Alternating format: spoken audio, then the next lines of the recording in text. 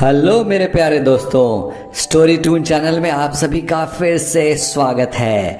आशा करता हूँ आप सभी स्वस्थ होंगे, मस्त होंगे। आज मैं फिर आपके लिए एक मज़ेदार और सीखने वाली कहानी लेके आया हूँ। मेरे साथ बने रहो, चैनल को सब्सक्राइब करो। तो चलो चलते हैं। एक घने और हरे भरे जंगल में एक विशाल आम का पेड़ था। इस पेड़ की टहनियों पर कई पंछियों के घोंसले बने हुए थे। पंछी बहुत खुश थे और बरसात के मौसम की तैयारी के लिए अपने घोंसलों को मजबूत कर रहे थे। वे शाखाओं और पत्तियों को जोड़कर अपने घर को गर्म और सुरक्षित बना रहे थे। एक दिन की बात है, जब बरसात का मौसम शुरू हुआ। सभी पंछी अपने अपने घोंसलों में सुरक्षित थे, लेकिन एक बंदर जो हमेशा की तरह लापरवाह था, बारिश से बचने के लिए एक पेड़ की टहनी पर चढ़ गया। बारिश ने तीव्र रूप ले लिया और पानी लगातार टहनी पर गिर रहा था।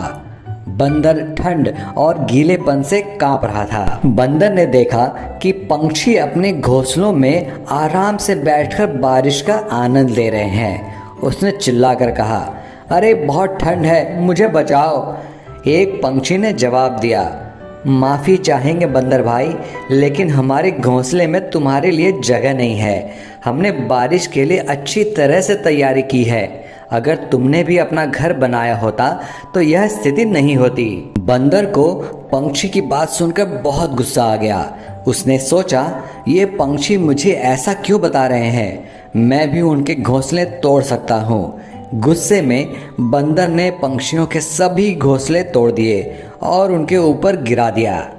पंछी डरे हुए थे और स्थिति को देखते हुए कुछ नहीं कर सकते थे। अचानक एक पुराने और बुद्धिमान उल्लू ने देखा कि बंदर की हरकतें पंछियों को नुकसान पहुंचा रही है। उल्लू ने अपने कान साफ किए और पंछियों से कहा, मुझे लगता है हमें कुछ करना चाहिए। यह बंदर बहुत चिड़चिड़ा है और उनके मन में बहुत गुस्सा है। हमें उसकी स्थिति बदलने की ज़रूरत है। उल्लू ने चुपचाप एक योजना बनाई। उसने अपने दोस्तों को बुलाया और सभी पंछियों को संगठित किया। उल्लू ने सभी पंछियों को एक साथ एक नई योजना पर काम करने का निर्देश दिया। एक योजना बनाई गई कि वे बंदर को उसके गुस्से से बाहर लाने के लिए एक चमत्कारी भोजन बनाएंगे। पंछियों ने मिलकर बंदर के लिए एक शानदार भोजन तैयार किया, जिसमें जंगल के सबसे स्वादिष्ट फल शामिल थे। वे भोजन को पेड़ के पास रखकर छिप गए और एक बड़ा संकेत बनाया कि यह भोजन तुम्हारा है।